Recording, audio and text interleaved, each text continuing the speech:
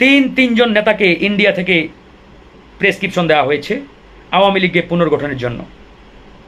জাহাঙ্গীর কবির নানক, মাহবুবুল হক, মাহবুল আলম হানিফ, বাহাউদ্দিন নাছিম, এই তিনজন নেতাকে স্পেসিফিকভাবে মোদী সরকারের দপ্তর থেকে দায়িত্ব দেওয়া হয়েছে যে আওয়ামী লীগকে সারা বাংলাদেশে সুসংগঠিত করতে হবে। আওয়ামী লীগকে পুনর্গঠনের দায়িত্ব দেওয়া হয়েছে আওয়ামী লীগের প্রবীণ নেতা এবং আওয়ামী লীগের সবচাইতে জাদরেল মাফিয়া হিসাবে সবাই চেনেন জাহাঙ্গীর কবির নানককে। তিনি দিল্লিতে বসে আওয়ামী লীগ পুনর্গঠনের দায়িত্ব পেয়েছেন এবং এই দায়িত্ব দেওয়া হয়েছে মোদী সরকারের পক্ষ থেকে।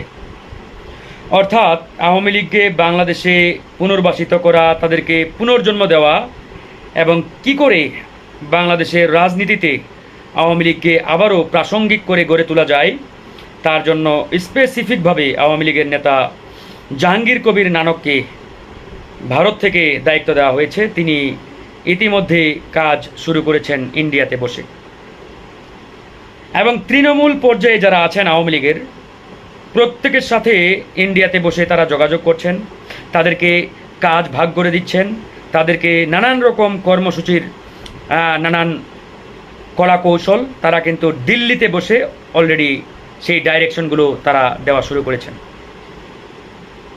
এখন যদি বিশ্বাস না করেন তাহলে প্রত্যেকেই নিজ নিজ এলাকায় একটু খোঁজ নিন। আপনার এলাকার যারা আওয়ামী লীগের চান্ডাল ছিলেন, অর্থাৎ 2 দিন আগেও যাদের প্রতাপে আপনারা টিকতে পারেন না এলাকায়, যাদের তাপে আপনারা মাসখানেক আগেও মানে 2 মাস আগেও গলে মম হয়ে যাইতেন, এত তাদের প্রতাপ পাওয়ার ছিল, সেই সকল নেতারা বিগত 2 মাস ধরে কিন্তু আন্ডারগ্রাউন্ডে ছিল, একবারে তাদের হদিস পর্যন্ত ছিল না। কিন্তু এখন আপনি আপনার এলাকায় খোঁজ নিয়ে দেখেন ওই সকল মাফিয়া আওয়ামী লীগের নেতারা এখন সরাসরি সোশ্যাল মিডিয়ায় পোস্ট করছে, ফেসবুকে লেখালেখি করছে আওয়ামী লীগের পক্ষে, এমনকি তারা ফিজিক্যালি মিটিং মিছিল পর্যন্ত করছেন। বিশ্বাস না হলে আপনার নিজ এলাকায় খোঁজ নিয়ে দেখেন, আপনার জেলা উপজেলা অর্থাৎ আপনি যে ইউনিয়নের, আপনার ইউনিয়নের আওয়ামী লীগের যে সকল নেতার টর্চারে আপনি 2 মাস আগেও এলাকায় টিকতে পারতেন না, সেই নেতারা এখন আবার সরব। আপনাদের কি এটা দেখে মনে হয় না যে এরা নিশ্চয়ই কোথাও না কোথাও থেকে শক্তি পাচ্ছে, রসদ পাচ্ছে, পাওয়ার পাচ্ছে? তা না হলে হুট করে এত হিম্মত সাহস হয়ে গেল যারা দীর্ঘ 17 বছর আপনাদের উপরে জুলুম চালিয়েছে, নির্যাতন চালিয়েছে, তারা আবার কেমনে জেগে উঠলো? আপনাদেরকে বিশ্বাস হয় না? আমি ফারুক হাসান মিথ্যা বলছি না ভাই।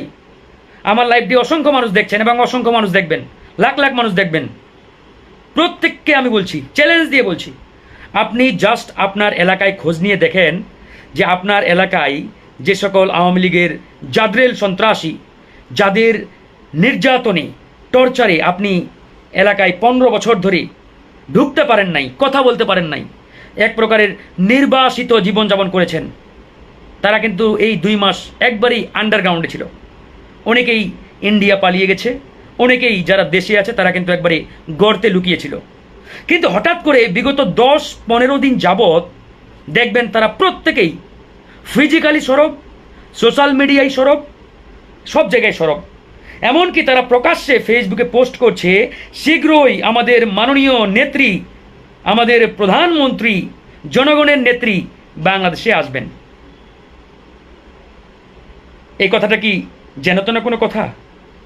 এই কথা শোনার পরেও যদি আপনাদের বোধোদয় জাগ্রত না হয় তাহলে আমি বলবো আপনারা আসলে মারা খাওয়ার জন্যই সামনের দিকে আগাচ্ছেন।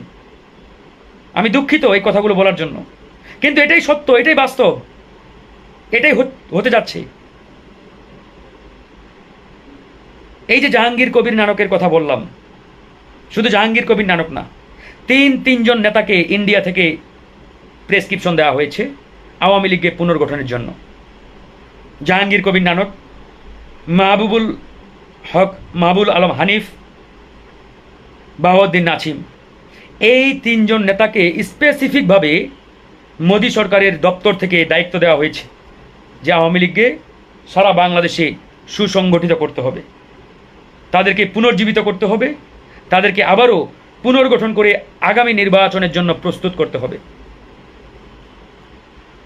এবং বাংলাদেশে আওয়ামী লীগকে পুনর্বাসিত করার জন্য তারা যে একটি ভয়াবহ পরিকল্পনা নিয়ে সামনে আগাচ্ছে, এটি কিন্তু এখন পানির মতো পরিষ্কার, একবারে পানির মতো স্বচ্ছ। জাহাঙ্গীর কবির নানক কোথায়? মাহবুবুল হক হানিফ কোথায়? আপনারা কেউ জানেন? কেউ জানেন না। তারা ইন্ডিয়াতে সুন্দরভাবে পালিয়ে গেছে। কিভাবে কিভাবে পালালো আপনারা বলেন? তারা কি এমনি এমনি পালিয়ে গেল? নো, তাদের প্রত্যেককে একবারে সুনিপুণ প্রেসক্রিপশন অনুযায়ী দেশ থেকে দিল্লিতে পাঠানো হয়েছে খুব সুন্দরভাবে। এবং যারা করেছে তারা আওয়ামী লীগের আমলে প্রেসক্রিপশন প্রাপ্ত আপনার কর্মকর্তা, সেটা বিজিবি বলেন, বর্ডার গার্ড বলেন, প্রত্যেকটাই। অর্থাৎ তাদের বাড়ি থেকে বের করে একবারে জায়গা মতো পৌঁছে দেওয়া পর্যন্ত দায়িত্বে ছিলেন আওয়ামী লীগের আমলে নিয়োগপ্রাপ্ত আমলারা। তারা এই দায়িত্ব পালন করছেন।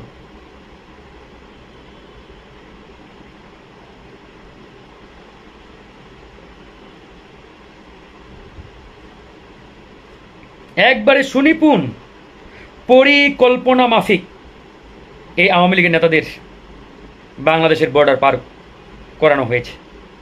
তো যাই হোক, এগুলো নিয়ে আমাদের কথা নেই। আজকে আমাদের কথা এই যে আমরা আওয়ামী লীগকে পুনর্বাসিত করার জন্য উঠে পড়ে লেগেছি, আওয়ামী লীগকে বাংলাদেশের রাজনীতিতে পুনর্জন্ম দেওয়ার জন্য, প্রাসঙ্গিক করার জন্য, কিংবা আওয়ামী লীগকে বাংলাদেশে কিভাবে পুনর্জীবিত করা যায়, এরকম নানাবিধ বক্তব্য আমরাই দিচ্ছি।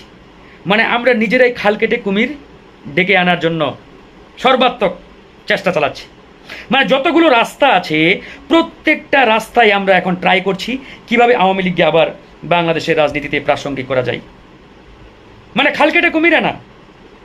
যেমন আমি সবসময় একটা কথা বলি যে মরহুম শহীদ প্রেসিডেন্ট জিয়াউর রহমানের জীবনে যদি কোনো একটি বড় ভুল থেকে থাকে, রাজনৈতিক ভুল, সেটি হচ্ছে শেখ হাসিনাকে বাংলাদেশে ফিরিয়ে এনে রাজনীতি করার সুযোগ করে দেওয়া। তিনি এই কালসাপটাকে সেদিন যদি বাংলাদেশে ফিরিয়ে না আনতেন, তাহলে এই দেশের জনগণকে এই বছরের পর বছর এত জুলুম নির্যাতনের শিকার হতে হতো না। এখন আবার যদি বিএনপি মনে করে থাকে যে আওয়ামী লীগকে তারা আবারও নির্বাচনে সুযোগ করে দিতে চায়, বা আওয়ামী লীগকে তারা নিষিদ্ধ করতে চায় না, ইত্যাদি ইত্যাদি, তাহলে ওই জিয়াউর রহমানের যে ছোট্ট একটি রাজনৈতিক ভুলের কারণে বাংলাদেশের জনগণকে বছরের পর বছর, যুগের পর যুগ খেসারত দিতে হয়েছে, সেই খেসারত আবার আমাদের দিতে হবে। আমি চ্যালেঞ্জ দিয়ে বলছি, একবারে ওপেন চ্যালেঞ্জ। আওয়ামী লীগ পুনর্গঠনের দায়িত্ব যে তিনজন নেতাকে দিয়েছে তারা একবারে মাফিয়া, আন্ডারগ্রাউন্ডের মাফিয়া। জাহাঙ্গীর কবির নানক, সবাই চিনেন তাকে, বাহাউদ্দিন নাছিম, মাহবুবুল আলম হানিফ, তিনটাই মাফিয়া। এবং তিনটাকেই বেছে বেছে ইন্ডিয়া থেকে দায়িত্ব দেওয়া হয়েছে। এবং তারা এখন তৃণমূল পর্যায়ে যোগাযোগ করছে। তৃণমূল অর্থাৎ ইউনিয়ন, ওয়ার্ড পর্যায়ের নেতা যারা আওয়ামী লীগের, তাদেরকে পর্যন্ত তারা সরাসরি ফোন দিয়ে কথা বলছে। আমি ফারুক হাসান মিথ্যা বললে আপনি নিজেই এখনই প্রমাণ করতে পারবেন। আপনার ওয়ার্ডের অর্থাৎ আপনার ইউনিয়নের, উপজেলার, জেলার, আপনি যে এলাকায় বাস করেন, আপনার জাস্ট নিজ এলাকায় খোঁজ নিয়ে দেখেন। আপনার এলাকায় যে সকল আওয়ামী লীগের জাদরেল সন্ত্রাসী এই 15-16 বছর আপনাদের উপরে জুলুম চালিয়েছে, নির্যাতন চালিয়েছে, তারা 5 আগস্টের পরে হারিয়ে গেছিল, কিন্তু বিগত 10-15 দিন ধরে তারা প্রত্যেকেই সরব। ফেসবুকে, সোশ্যাল মিডিয়ায়, প্রত্যেকটা জায়গায় দেখেন। চ্যালেঞ্জ দিয়ে বলছি, দেখেন আপনি আপনার ওয়ার্ডের সভাপতি এখন ফেসবুকে ওপেন পোস্ট করছে যে আমাদের মাননীয় নেত্রী খুব শীঘ্রই বাংলাদেশে আসবেন, ফিরে আসবেন, আসতেছেন। অনেকেই তো তাকে প্রধানমন্ত্রী হিসাবে ঘোষণা দিচ্ছে, মানে তিনি এখনো প্রধানমন্ত্রী আছেন। কি ভয়াবহ, ডেঞ্জারাস, বিপজ্জনক। আর আপনি কোন মুখে বলেন যে আওয়ামী লীগকে নির্বাচনে অংশগ্রহণ করতে দেওয়া উচিত? চিন্তা করে দেখুন ভাই। আমি চাই না আমাদের মধ্যে কোনো দ্বন্দ্ব হোক, বিরোধ হোক, মত পার্থক্য তৈরি হোক, কারণ যে কোনো মূল্যে আমাদের মধ্যে ঐক্য ধরে রাখতে হবে। কিন্তু আপনি বা আপনারা এমন কোনো বক্তব্য দেবেন না বা কথা বলবেন না যেটার কারণে আমাদের ঐক্য নষ্ট হয়, ওই পরাজিত শক্তি আবার বাংলাদেশের রাজনীতিতে ফিরে আসার সুযোগ পায়। এটা এই দেশের জনগণ মেনে নেবে না, কোনোভাবেই মানবে না ভাই। আমরা ওই খাল কেটে কুমির আনতে আর চাই না। এদেশের মানুষ অনেক নির্যাতন সহ্য করেছে, অনেক অনেক টর্চার সহ্য করেছি আমরা। 15-16 বছর ধরে বাংলাদেশের মানুষ এক প্রকারের জাহান্নামে বসবাস করে আসছিল। সেই জায়গা থেকে আমরা কিছুটা হলেও মুক্তি পেয়েছি। আপনারা যদি সেই জাহান্নামে আবারও আমাদের নিক্ষেপ করতে চান, আমরা ছাড় দেব না। আপনি সে যেই হন, ছাড় দেব না আমরা। আপনাদের দুঃসাহস কিভাবে হয় আমি তো এটাই বুঝি না, যে আওয়ামী লীগকে পুনর্বাসিত করার ন্যূনতম চিন্তা আপনাদের মাথায় কিভাবে আসে, কেমনে সম্ভব?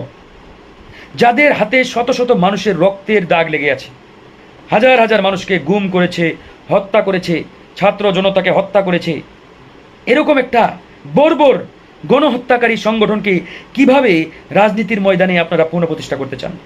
কেমনে? মানে আপনাদের মাথায় কিভাবে আসে? আমি তো আসলে ভেবে আমি অবাক হয়ে যাই যে আপনাদের মাথায় এই চিন্তাটা কিভাবে আসে যে আওয়ামী লীগকে রাজনীতিতে প্রাসঙ্গিক করার।